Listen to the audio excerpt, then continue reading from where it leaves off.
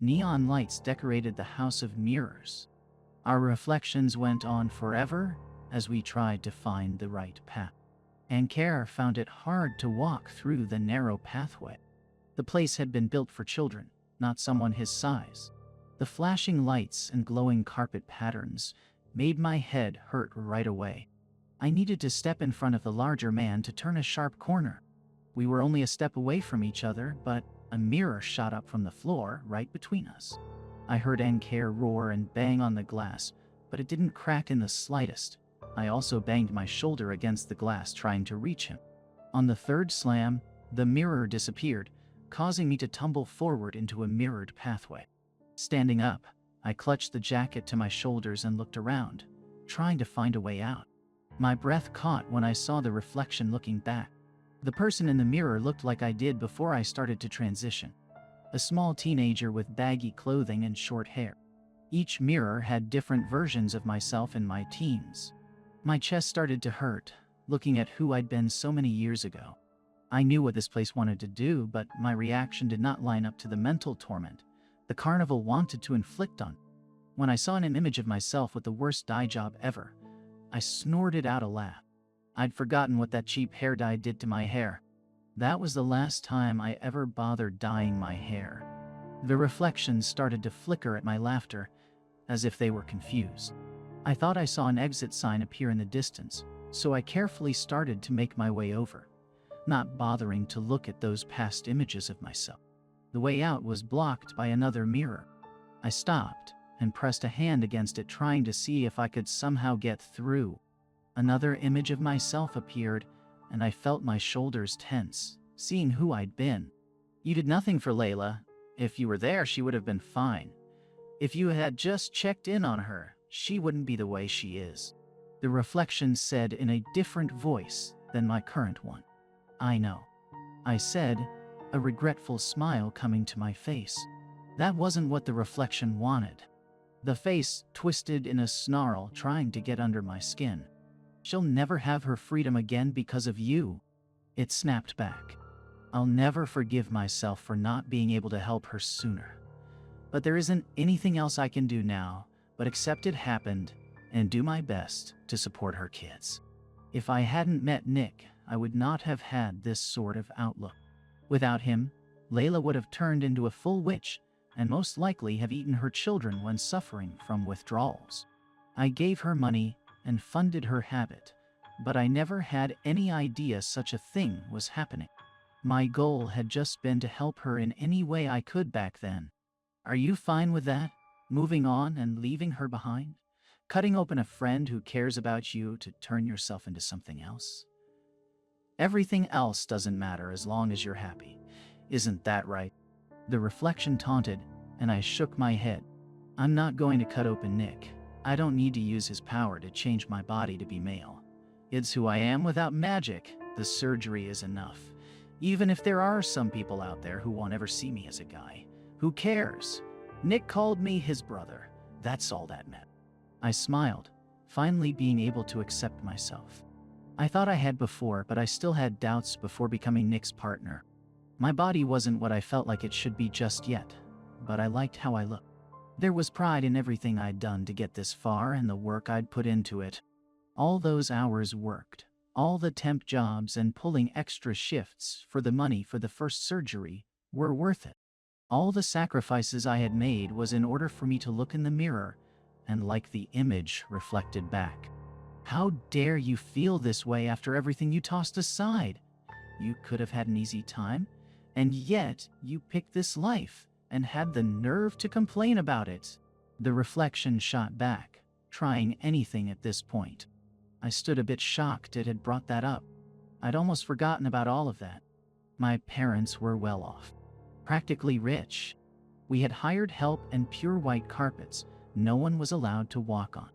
My almost forgotten childhood memories of being inside that empty house with only my sister sometimes spending time with me. Our parents easily could afford to buy us anything, causing me to never want anything. I never asked for presents, and when they gave me new game consoles or bikes, I donated them. My sister might have turned out the way she did because of that lifestyle. I never thought I'd earned such a life, and found myself asking our maids to teach me how to do chores. That mindset helped me to be able to handle myself when I got kicked out. Another laugh came bubbling up that I couldn't hold back. I had totally forgotten about my early life, and had been jealous of how rich Nick is. It was as if I'd never lived that sort of life in the first place. The reflection stomped angrily at my laughter and started to change into something else. The form started to become covered by an inky darkness, almost like oil. It shrank as if I stood in front of a child pulled from a tar pit. Carefully, I reached out, finding I could put my hand through the mirror and touch the slick person who took a step back. Using the sleeve of the jacket, I started to clean away the oil so I could see somewhat of a face. Your partner did the same thing. A small, soft voice came. Is he all right? I asked, finally showing the worried, scared emotion the creature wanted. His lack of memories is proving it difficult to cause him to break. However, if he is anything like yourself, I doubt there is anything I can do. I could kill you 1,000 times and you would still press forward trying to reach him. I really dislike people like you. I really didn't know if this was good or bad news. Nick came in here to remember things. If his memories faded, that would hurt him more than facing his past. At least I knew I had a chance of reaching him. A rumbling in the distance caused the small creature to flinch and glare behind their shoulder. The other one you brought is easily broken, but strong. I'm tired of having him here. If you are able to reach them both and calm them down, I'll let you all leave. Ew. Even though this creature had put us through so much, I almost wanted to hug it. I needed to decide if I should find Nick first, or Ancare. Ancare sounded closer, but who knows what this place was truly like. The creature stepped aside, leaving the exit clear. I took a deep breath, readying myself to go forward. No matter what happened, I would support Nick and Ancare so we could all leave together. I walked through the door and out into the main street with the line of games. I heard the sounds of them going off, but didn't spot anyone outside. The fog still lingered over the sky, blocking it out from view. I started down the row looking for danger when I heard someone calling out for my attention. Turning, I saw Nick standing in one of the game booths. He looked unharmed. His long hair was tied back, and he wore normal clothing instead of his suit. I hurried over, thankful to finally see him. Do you want to play a few rounds? It's $5 for 6 shots, he said, not noticing how concerned I looked. He placed an air rifle on the counter. Toys hung from the booth, and some targets were set up a bit further back. I almost refused, but decided to play along for the moment. Taking money from my wallet, I carefully put it down and picked up the rifle. Are you okay, Nicky? I asked, hoping for a positive answer. For a moment, he looked confused. His face cleared when he realized I just called him by his name. For some reason, he'd even forgotten that. When he spoke again, his tone changed. Some people might not be able to tell the difference, but I heard the new emotion in his voice, as if he'd become just a soft-spoken person. Is that my name? For some reason, I'd forgotten it. Which prize are you aiming for? I like the pink lion myself, he said as he nodded towards a medium-sized lion plush. I'll win it for you, I told him, and raised the rifle. I needed a few warm-ups hitting the targets. When I reached into my wallet for more money, I found the bills from before had appeared back inside. The carnival decided to go easy on us and refused to let me run out of chances to shoot. You're a good shot despite not going to the shooting range as often as you should, Nick commented with his back turned to watch me knock over one target. I can't believe you just gave me a backhanded comment. I played along as I lined up another shot. It's what brothers are for. I nearly cried at that comment. His tone of voice and that little smile afterwards should have been easy for him if he didn't have his rough past. I wanted nothing more than him to have a normal life and a regular job, not being forced to kill supernatural creatures or risk his life. I didn't want him to consider himself as a tool and held back how his emotions subconsciously. I shook my head, not sure of where to start. I told you to not come here, didn't I? Nick asked slowly as things started to come back. I'm glad you did, even though it might have been stupid. I don't remember much, but I know you. It's nice to see you here, Skylar. If we kept talking, more might come back to him. I might not need Ankara to tell us about Nick's past, depending on how this went. I almost stopped shooting, but he reminded me I had a few more chances left. After they were up, I paused, placing down more money on the counter. I wondered on what I should bring up first. I was worried about you, Snickerdoodle. I'll help you get your memories back, then we can leave with Ankara, I said, picking up the rifle again. My old partner gave me nicknames too. You remind me a little of her. I wonder if I'd been selfish and used you a little. I did act selfish and come here, didn't I?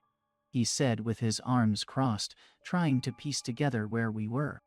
I was using you for some quick cash to start with, so I think we're even. I'm glad you remembered a little bit about her. Do you know what she called you? If she used any of my names, I'll be pissed, I added with a small laugh. He kept thinking on the question when his face finally cleared. I think it might have been my little marshmallow. A new voice finished. I jumped a little when I saw a woman sitting on a stool next to me. Her face was blurry, making it impossible to see her features, but the rest of her was clear. Her long blonde hair reached past her waist and was tied back. Her suit jacket was open, along with nearly half her dress shirt. She crossed her legs and laughed at our reactions. Her voice sounded so familiar, and yet I couldn't place it for a second. She had the same tone Nick used. But if this was what he remembered of Mickey, then that made sense. I've stopped swearing, so they might have started to talk like each other depending on how much time they spent together. She pulled out a cigarette and lit it only to have Nick scold her. It's not as if these are going to kill me. You still have shots left, right? Aren't you going to win Marshmallow that lion? She asked, and I nodded. At least he could remember this much of her without any terrible reactions. I didn't know what to expect of his past partner, but not this. Her tone was even, but her shirt was open in such a flirty way that it put me off for a second. I started getting better at knocking down targets, but needed more practice to get them all. I came here because I wanted to see you again. No, I'm lying to you, Nick said, looking over to his long-dead partner. Not just me, I think. Don't you feel guilty being the cause of another loved one's death? A certain alchemist, maybe? She offered. Nick shook his head, implying Miki was right, but he couldn't remember anything about the man. Unlike her, there wasn't anything left inside his head to bring up even a shadow of what he looked like. But I knew. Mage showed me what Alabaster looked like. I felt my heart skip a beat as I wondered if that would work. I know what he looks like, I offered.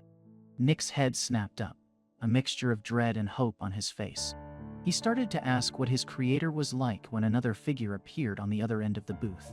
He stood in front of Miki across the counter, his face in a sad smile, seeing Nick again.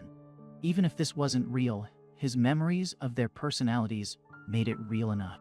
Seeing Nick and Alabaster so close at the same time, I couldn't help but notice how much alike they looked. Both of their faces fell from seeing each other again. I never should have made you, the man said in such a low tone I almost didn't hear him. I tried shouting at him for such a comment to find my voice muted. I could only stand back and watch him say such terrible things about my partner, unable to support him. Nick didn't appear affected by the comment. He just stood there with a blank look on his face, ready to listen. You should keep shooting. Maybe winning that lion could change something. Should make him happy, Miki suggested as she put out her cigarette on the rough wooden counter. Being able to do nothing else, I placed more money down and fired off another shot. My hands were shaking too much to hit the targets. I killed so many of those other stones in my madness. I caused you to suffer so much, and I let myself be killed, leaving you behind. I can never do anything to make you forgive me for such actions. A stone should never feel hatred, and yet, I never hated you. Nick corrected him, with a hint of tears in his voice. None of the other stones hated you for their deaths. In the end, I brought back the one you wanted, making their lives mean something. It's simply the nature of stones. We are tools, and as long as we're used. I nearly dropped the air rifle to leap over the counter to go over to him. Miki stood up and the faceless memory took a hold of my shoulder, keeping me in one spot. My voice still wouldn't come as I fought to talk to Nick. I wanted to tell him so many things in that moment. Alabaster listened with a distraught look on his face. Then he slowly started to change into something else. His cheeks hollowed out, and his golden hair grew dull. He appeared like a corpse as he started walking towards Nick with a bony hand outstretched. That makes you a stone, doesn't it? A tool to be used. Something without any power of your own to protect what you care about. Your new partner is going to use you, and your new partner is going to die before you. Stones take forever to fade. Oh, the creature asked as he took short, creaking steps forwards. I'd never thought of that fact before. My stomach sank to the ground waiting for the answer. No matter what I did, Nick would end up alone. I was only human, and no matter how much I wanted, I couldn't stay with him forever.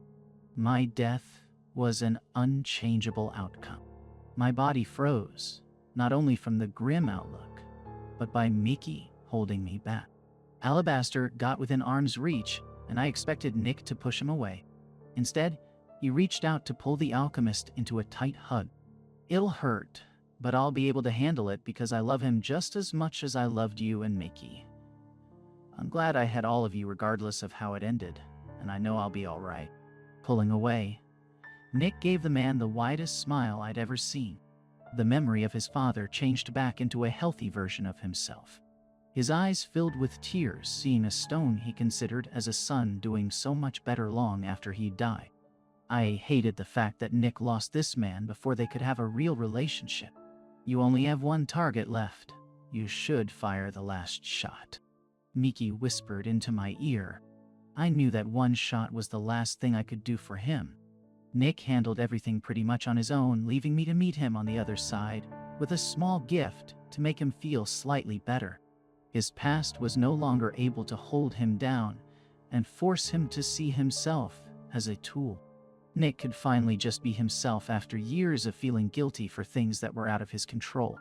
He looked over to meet my eyes and nodded silently, telling me he felt ready to leave.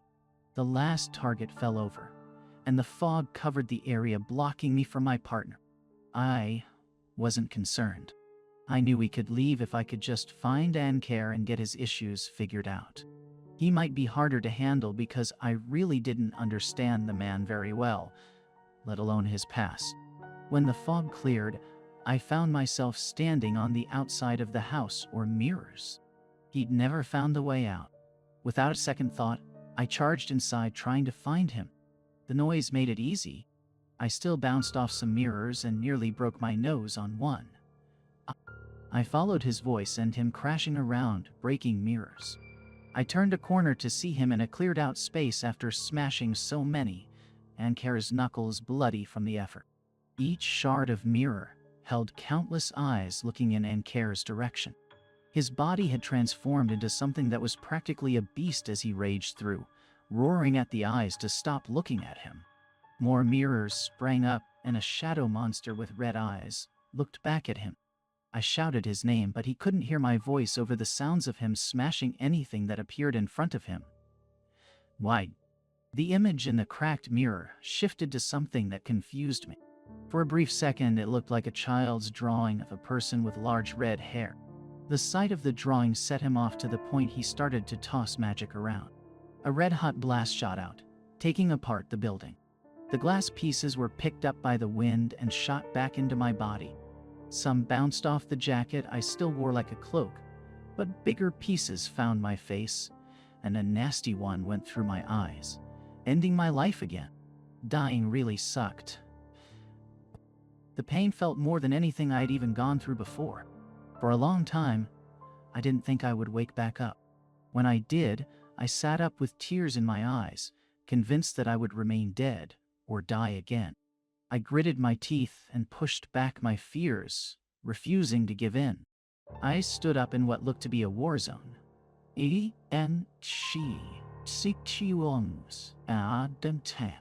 The House of Mirrors been destroyed, and the game booths had been torn to pieces. I prayed Nick hadn't gotten caught up in any of this.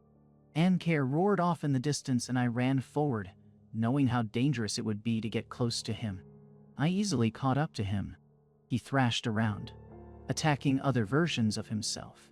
I shouted his name even though I knew he probably couldn't hear me. His body got torn apart only for him to heal seconds later and start fighting again.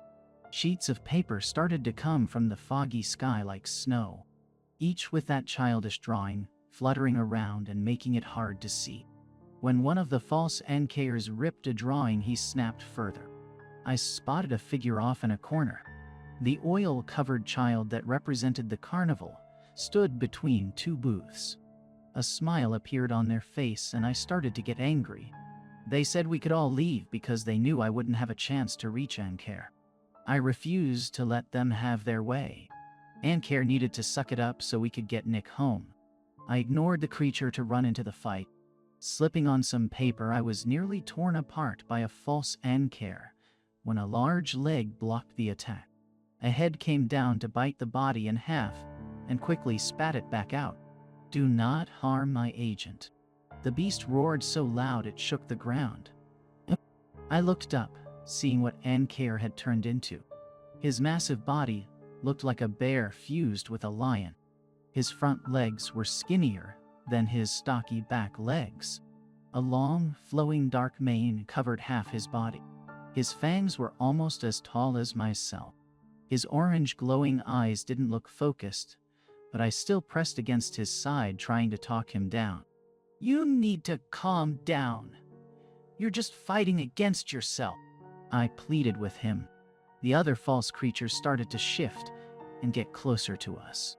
He focused on them and refused to listen to what I kept saying. He moved aside to attack the others, lost in rage. "Oh, come on," I shouted after him, getting frustrated. How did I get stuck with such a person?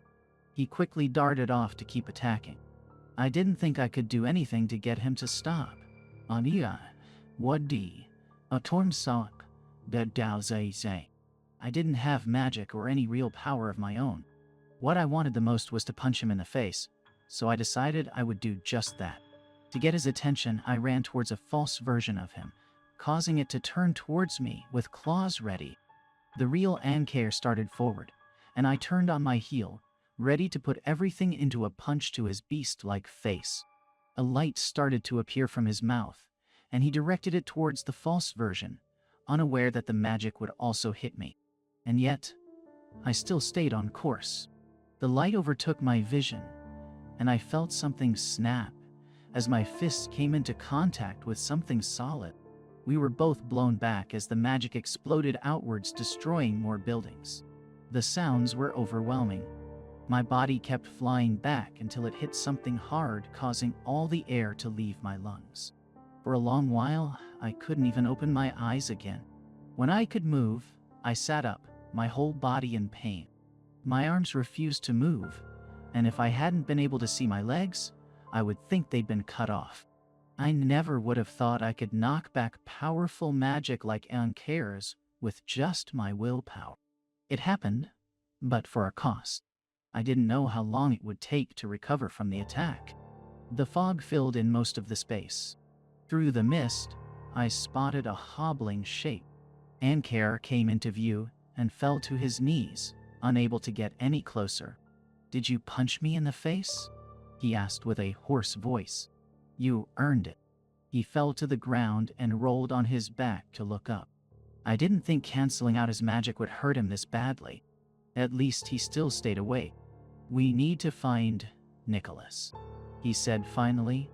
"I already found him. He's fine," I said, causing him to relax a little.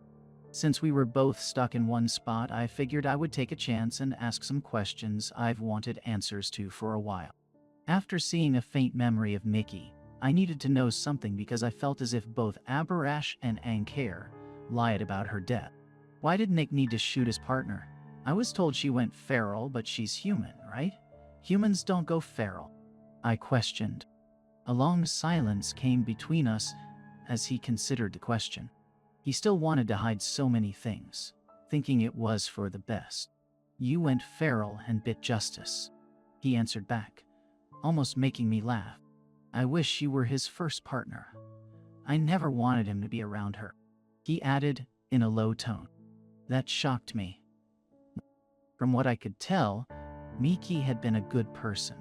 Nick kept most of her things and cared about her so deeply. Her death had caused him to see himself as something less than human. And yet Ankair acted as if she'd done something unforgivable. There is no reset button. We can deal with what happened. We just need to keep moving forwards and get the hell out of here. Exhaustion started to set in. I found myself struggling to stay awake. No matter how much I wanted to keep my eyes open, I found my head nodding. I hadn't finished my job there yet, but my body refused to listen, and I fell asleep.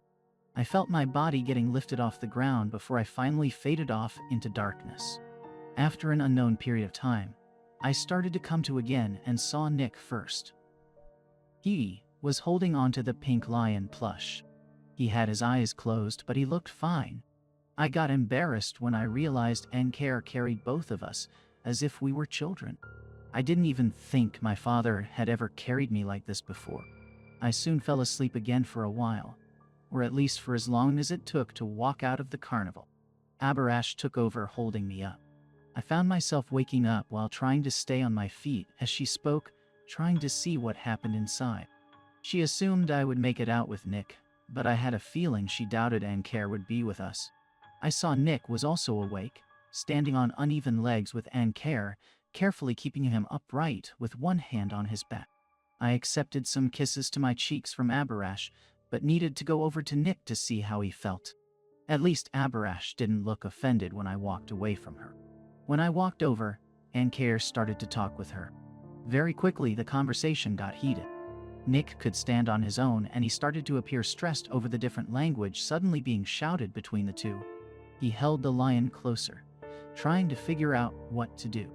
Abarash almost ripped out Ankair's throat over what he said to her, and Nick and I had no idea what it could possibly have been.